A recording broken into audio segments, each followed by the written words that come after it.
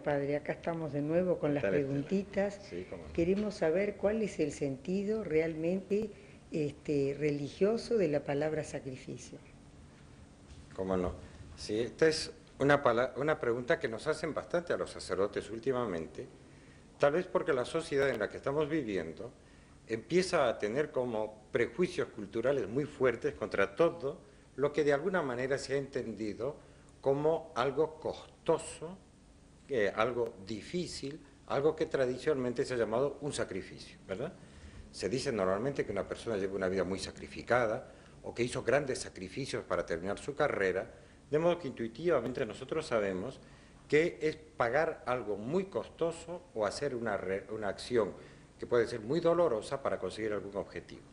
Bueno, pues el sentido ese es simplemente aproximado. Los pensadores así más puntillosos dirían que es un concepto analógico, es decir, que se parece en algo y en otros aspectos no, al sentido original verdadero que es el religioso. Porque la palabra sacrificio es una palabra eminentemente del orden religioso y luego se ha extendido por el resto de la cultura universal para significar cualquier esfuerzo costoso. Pero respecto a Dios, ¿qué significa un sacrificio?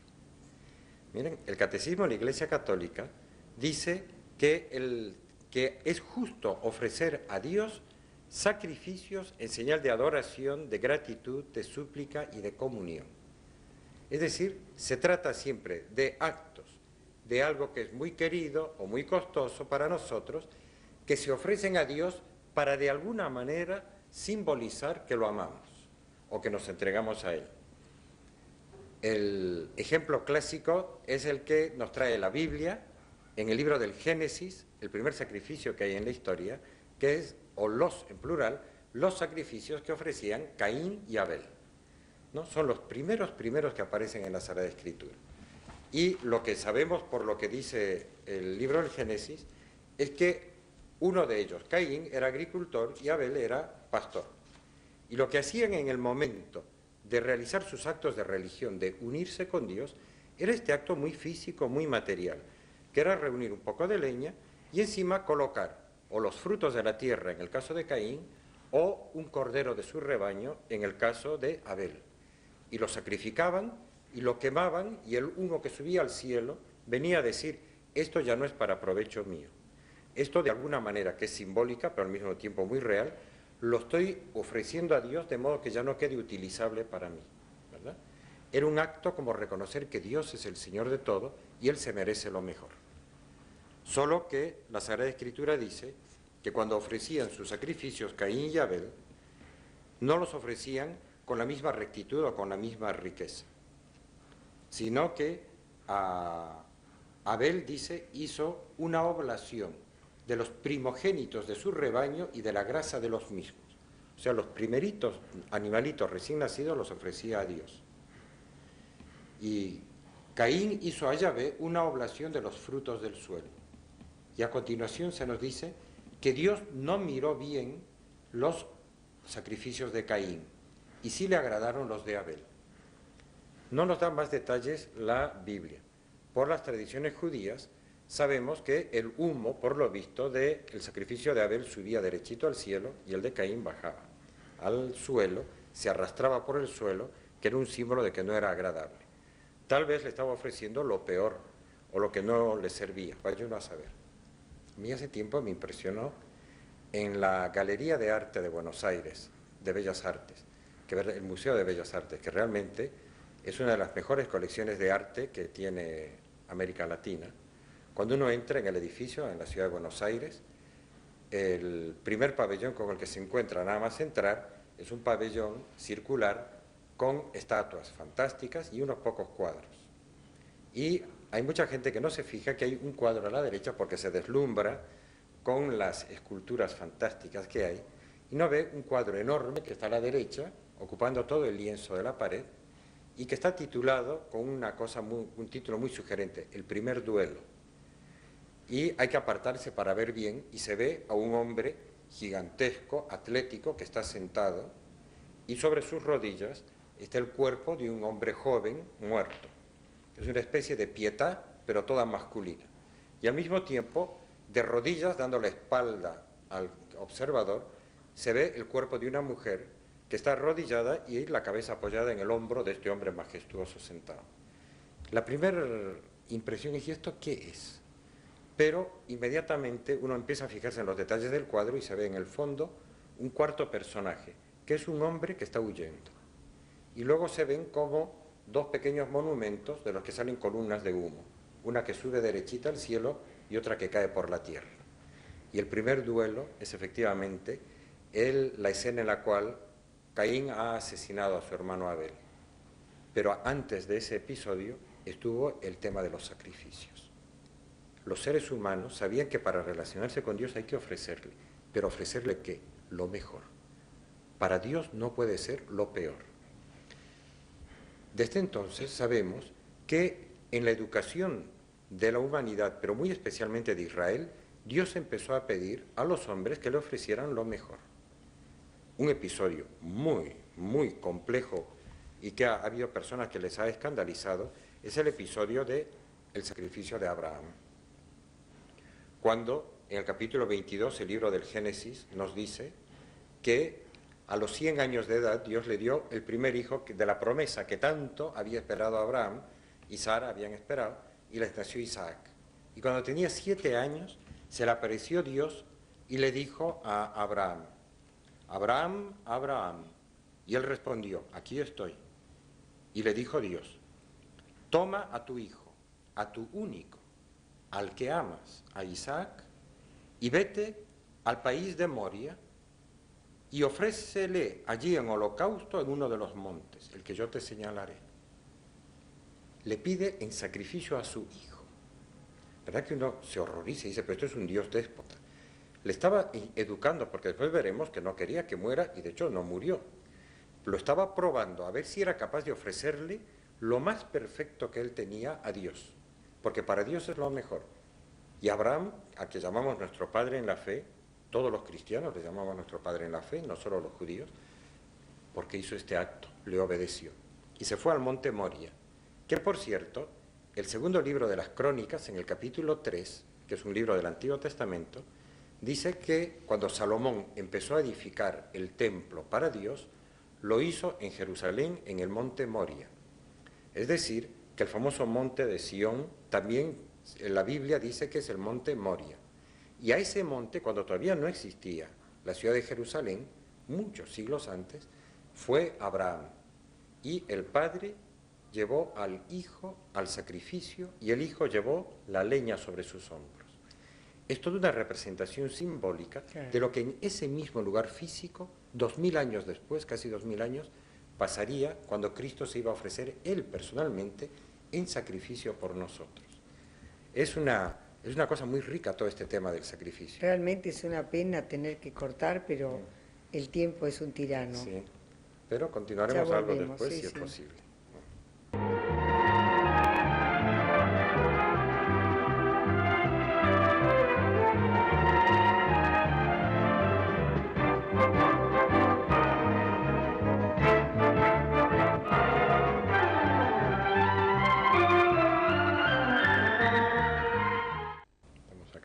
Bueno, continuemos entonces porque el tema realmente es muy... Estábamos hablando del concepto religioso de sacrificio, ilustrándolo con algunos pasajes de la Biblia. Y en concreto con el sacrificio que Dios le pidió a Abraham, que le ofreciera lo mejor que tenía, su propio hijo amado. Y en el capítulo 11, en el versículo 11 del capítulo 22 del Génesis, se nos dice que Dios no quería que se convierta en el asesino de su propio hijo, lo que ¿verdad? quería era probarlo. Era una prueba de tipo moral. Y de hecho dice así, que cuando estaba por descargar el golpe, porque Abraham estaba dispuesto a ofrecérselo en sacrificio, se apareció un ángel del cielo que le detuvo la mano y le dijo: no alargues tu mano contra el niño ni le hagas nada. Ahora sé que amas a Dios, ya que no me has negado a tu hijo, a tu único. Fue una prueba. Ahora, es una historia personal de la fe de Abraham delante de Dios. A veces Dios nos puede probar un poquito y nosotros sacarnos 0. Este se sacó la máxima nota, ¿verdad? En ese acto de entregarle a Dios todo. Cuando Dios quiso hacer su alianza con su pueblo, también pidió que le ofrecieran algo valioso a cambio. En el libro del Éxodo está la narración del Cordero Pascual, que es el otro gran símbolo de sacrificio religioso que hay en la Biblia. Cuando quería Dios proteger a su pueblo de Egipto en la huida, en el Éxodo, lo primero que les mandó fue que tomaran un corderito o una res de ganado menor, que lo sacrificaran, lo tenían que matar y que lo consumieran totalmente. De hecho, si las familias en Israel eran muy pequeñas, que llamaran a los vecinos, porque la orden era que no quedara absolutamente nada. Y eso sí, ese cordero era un símbolo. Uno lo ve con el paso de los años, porque el capítulo 12 del Éxodo dice que entre los requisitos que debía tener ese cordero no era cualquier cordero, sino que el cordero que tenían que inmolar tenía que ser sin defecto, macho y de 1 año. El que iba a representar ya representaba a Jesucristo, que él mismo se representó como el Cordero de Dios. El Bautista lo presentó a él, he ahí el Cordero de Dios.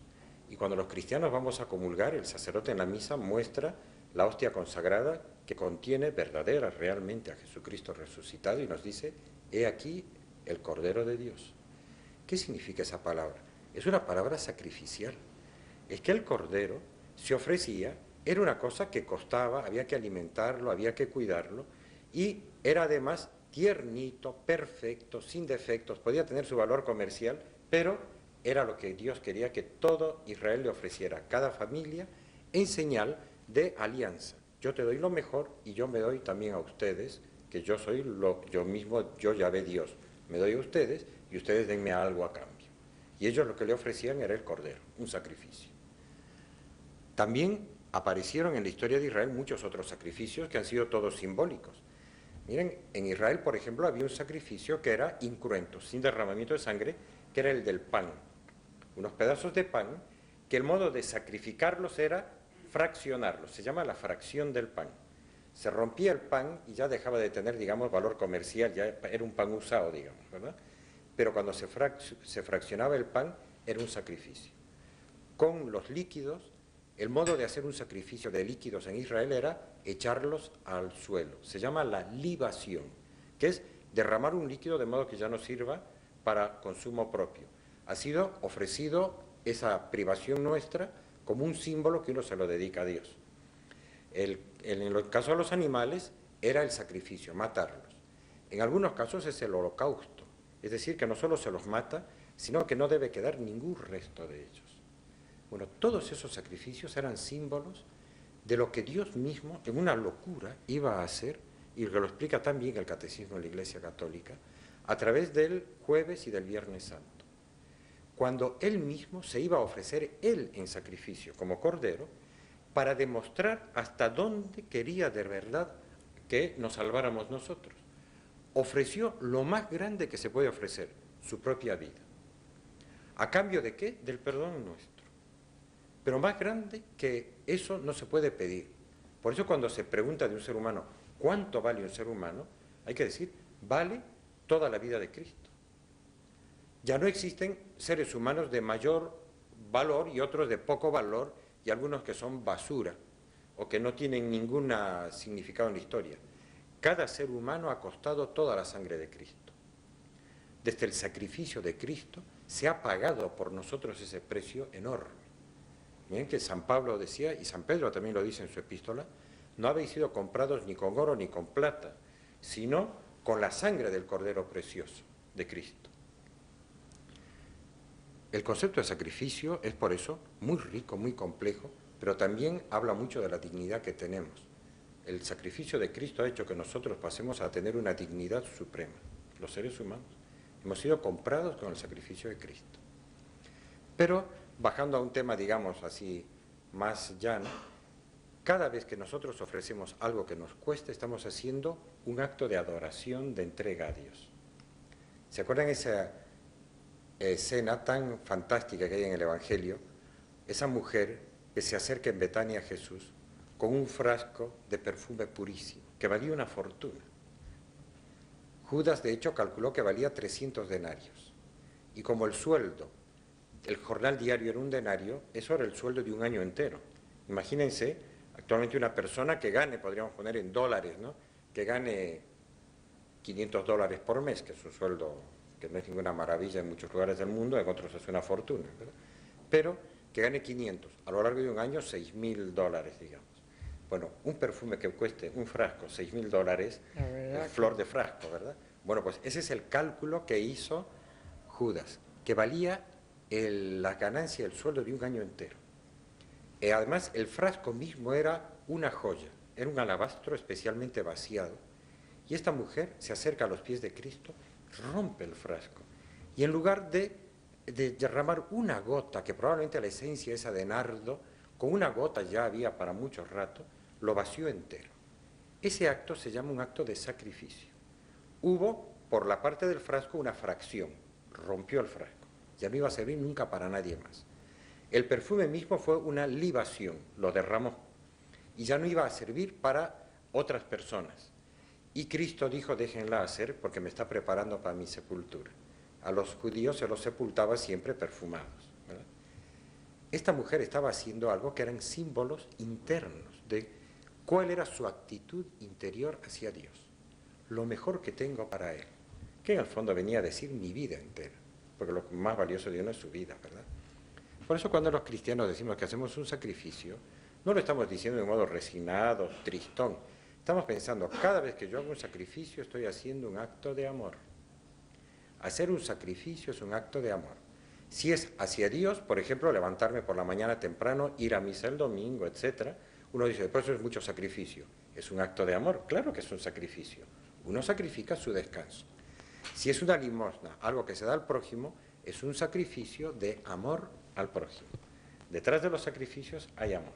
Bueno, padre, ha quedado muy clarificado todo. Me alegro. Muchísimas gracias y hasta el Esperemos que próximo sirva. encuentro. Hasta luego.